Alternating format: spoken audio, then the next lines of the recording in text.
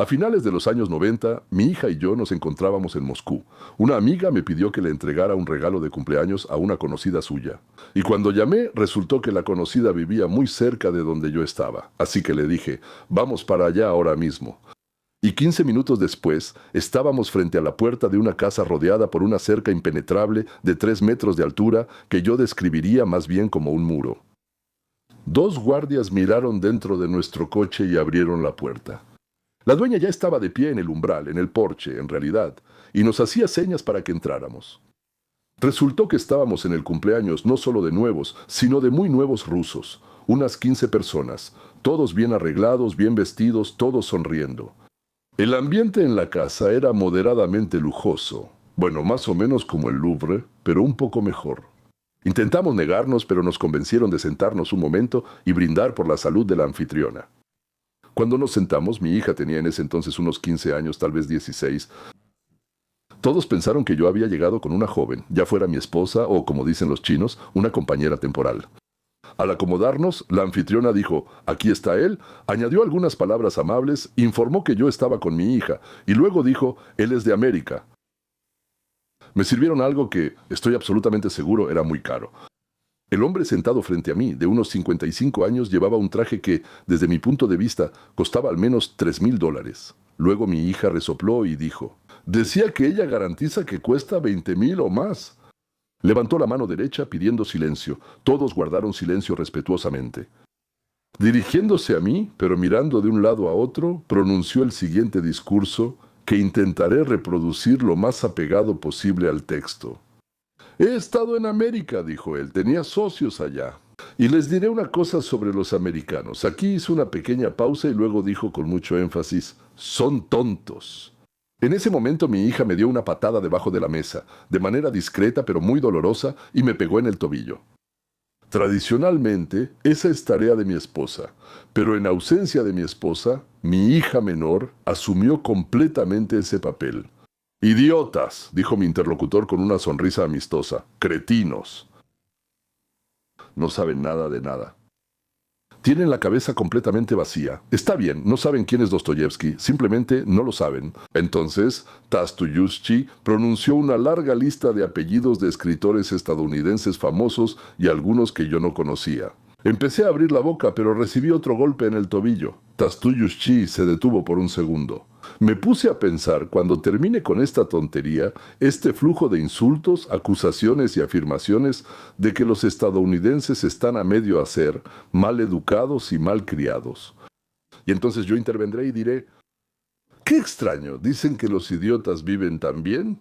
Y entonces me calmé un poco y empecé a esperar el final de la discusión para, concluirla con un argumento así totalmente demoledor.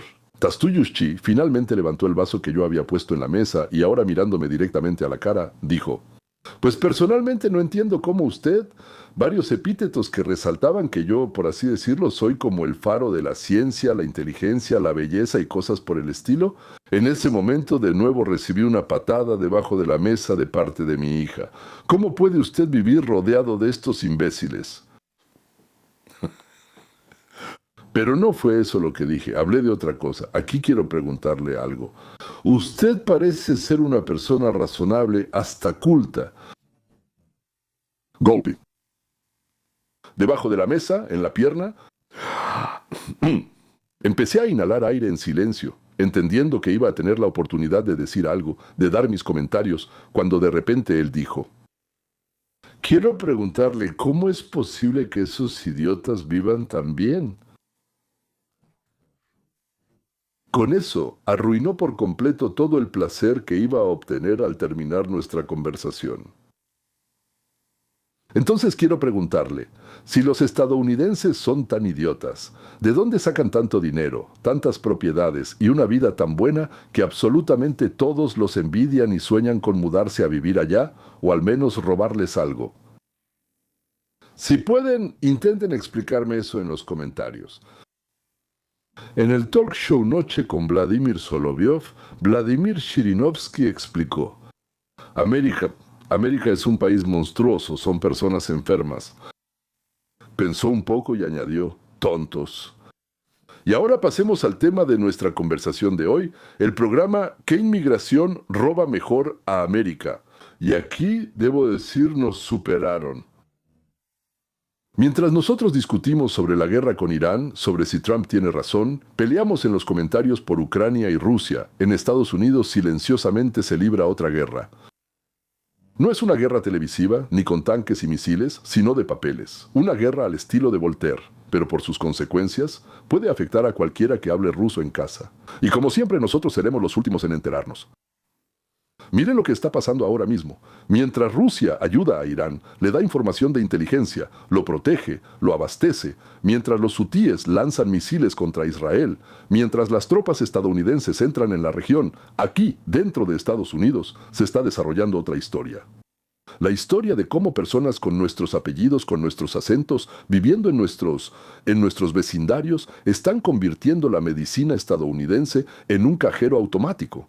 Y cómo ahora el gobierno se vuelve hacia nosotros, hacia toda la diáspora, con preguntas muy incómodas. Hace un año, en las noticias apareció el nombre Operation Gold Rush, Operación Fiebre del Oro. El caso de fraude en el sector salud más grande en la historia de Estados Unidos. Equipo médico, suministros y miles de millones de dólares en facturas de Medicare por servicios que en realidad nunca existieron. El esquema resultaba muy familiar para quienes conocen el genio criminal postsoviético. Se compraban empresas proveedoras ya hechas, se registraban a nombre de prestanombres, presidentes ficticios. A través de ellas empezaban a generar montones de facturas ficticias, utilizando datos médicos robados de personas comunes. Luego el dinero se sacaba a través de una cadena de empresas, paraísos fiscales, criptomonedas y se perdía en la niebla financiera mundial. Entonces muchos de los nuestros dijeron, bueno, sí, es desagradable, pero son unos bandidos, nuestros, pero no tan nuestros. ¿Qué tenemos que ver nosotros con eso? Lo principal es que a nosotros personalmente no nos afecta. La vida sigue. Pero el problema, damas y caballeros, es que la historia no terminó. Apenas está empezando a desarrollarse.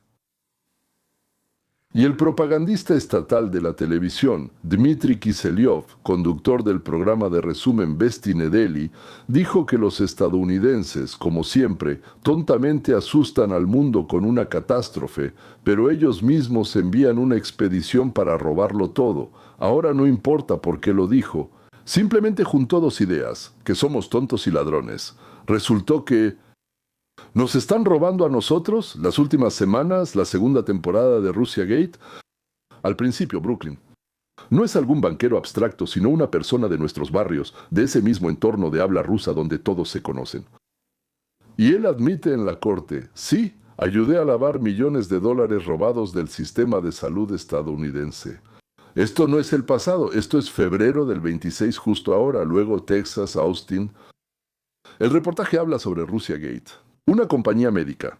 La conductora, sin sombra de duda, la presenta como una empresa rusa, con dueños rusos, apellidos rusos, cuentas por sumas enormes, otra vez catéteres, otra vez equipo, dinero hacia Asia, Hong Kong, paraísos fiscales y de nuevo rushing. Un par de semanas después, en Houston, un ciudadano ruso que vive en Estados Unidos es acusado en un caso relacionado con un esquema de cientos de millones de dólares con Medicare. En cada reportaje esto se enfatiza.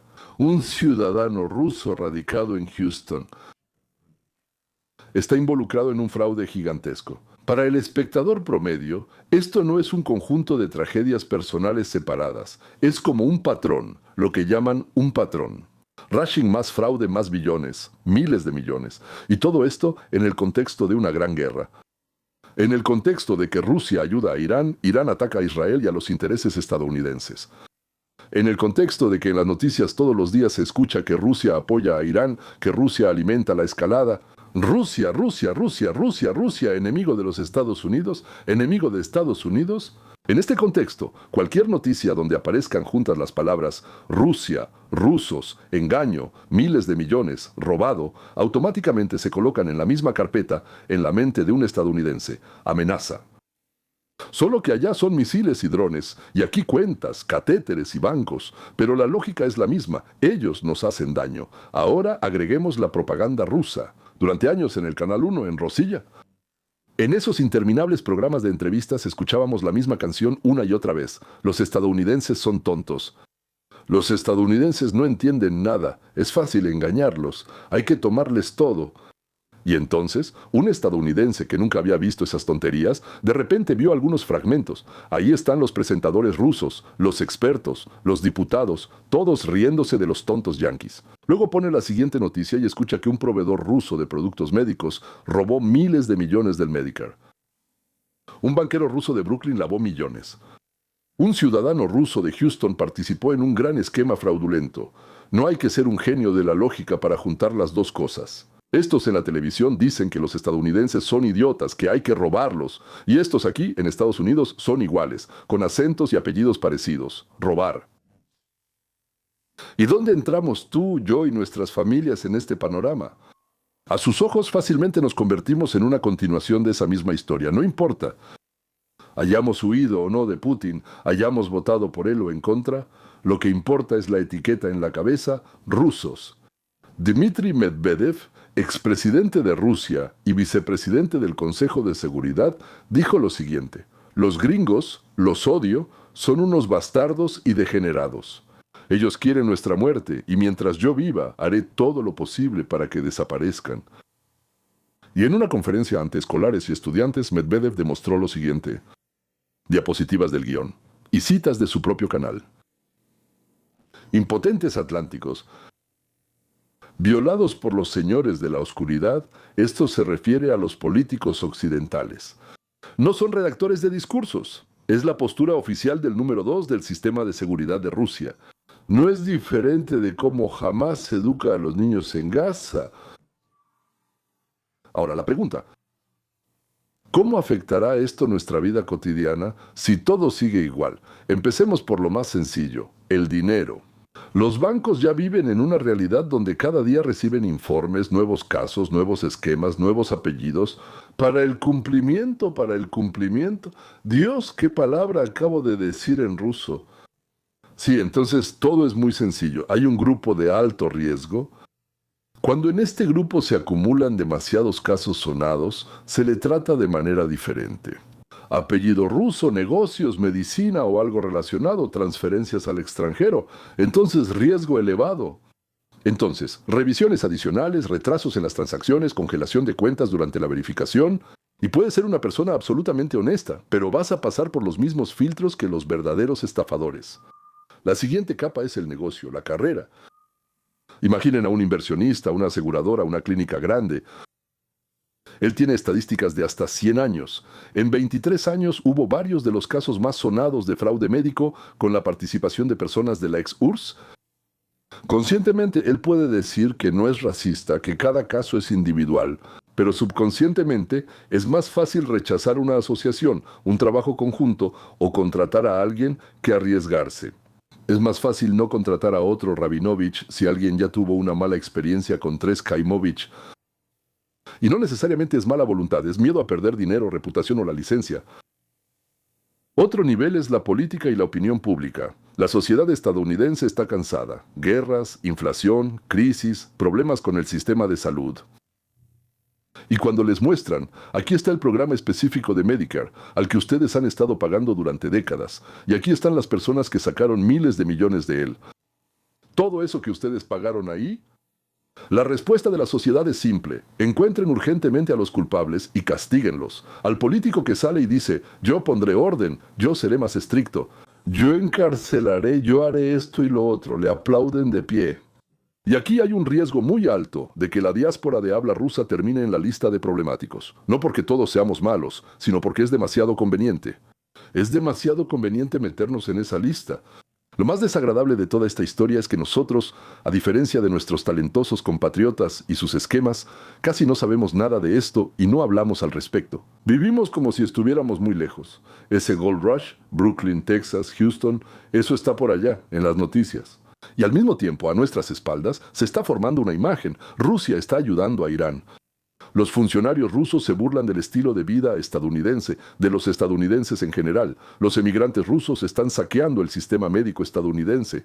En una atmósfera así, cualquier diáspora que parezca sospechosa se convierte en un chivo expiatorio conveniente.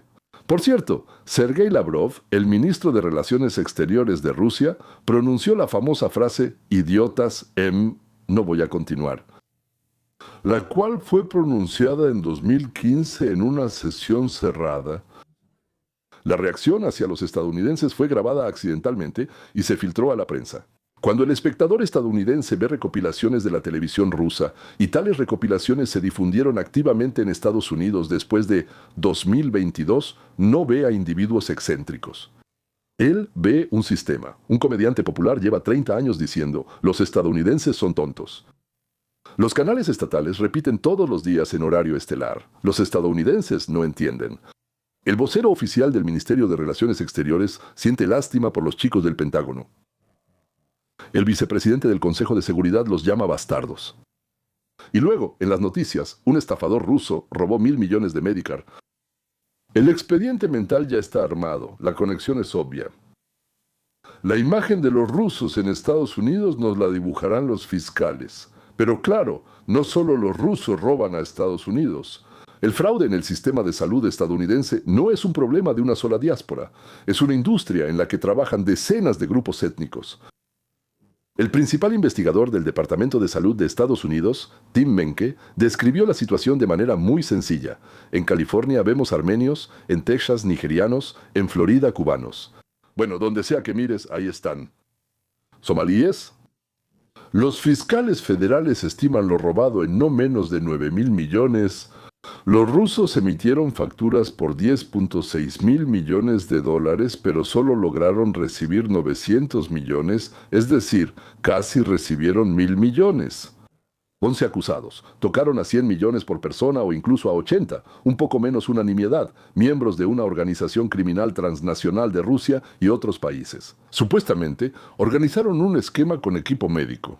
Presentaron facturas a Medicare por 10.6 mil millones de dólares.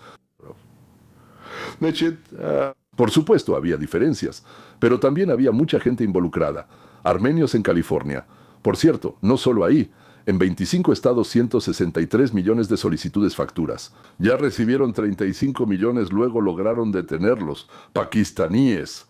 650 millones de dólares. El segundo caso pakistaní en Arizona. 703 millones de dólares nigerianos. Ahí son como 87 mil millones. Pero eso fue durante la pandemia. Cubanos en Florida. Equipos médicos y hospicios. Chinos en Nueva York. En Flushing. Fraude de hospicio.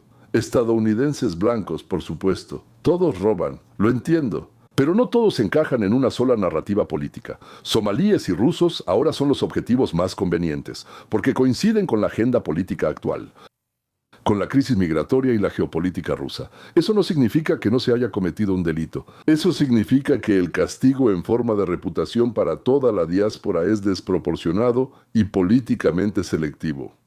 Y aún así, ¿quiénes somos realmente? De esto es de lo que, en mi opinión, debemos hablar ahora mismo, no cuando otro de nuestros talentosos empresarios huya de Estados Unidos con cientos de millones. No cuando otro político construya su carrera luchando contra el fraude ruso, sino ahora mientras tenemos la oportunidad de explicar que no queremos ser parte de esa historia. Y que aquellos que realmente están saqueando este país deben responder por sí mismos y no escudarse en toda la diáspora. Porque ya están pintando el panorama por nosotros, sin nuestra participación. Pero nosotros tenemos otra historia. Y también hay que contarla. La diáspora de habla rusa es una de las olas migratorias más educadas y productivas en la historia de Estados Unidos. Sergey Brin llegó de Moscú siendo un niño de 9 años. Fundó Google, una empresa que cambió la forma en que la humanidad obtiene información. Jan Koum, quien creció en la Ucrania soviética, creó WhatsApp, una aplicación de mensajería que creo hoy en día usan 2.000 millones de personas. Max Levchin, también originario de Kiev, se convirtió en cofundador de PayPal y cambió el sistema financiero global. Esto no es una excepción, es la regla, es un patrón.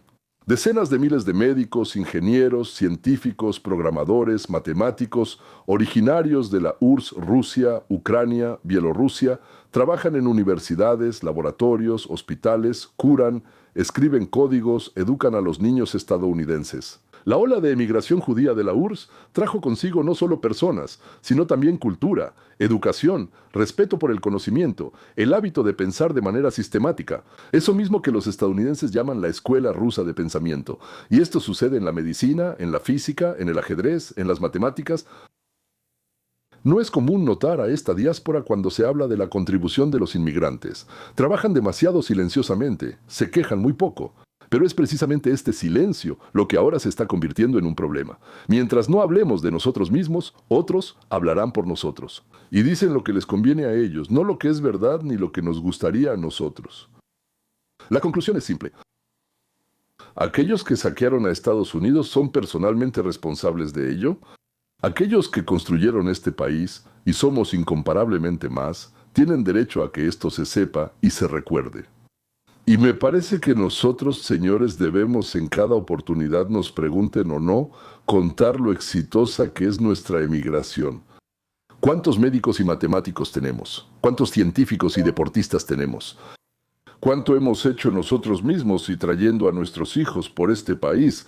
Estamos muy agradecidos con él. Pero tampoco llegamos con las manos vacías, y no para robar, sino para crear junto con los estadounidenses y devolverle al país lo que le tomamos prestado, y con intereses. Eso es todo, damas y caballeros. Hasta la próxima.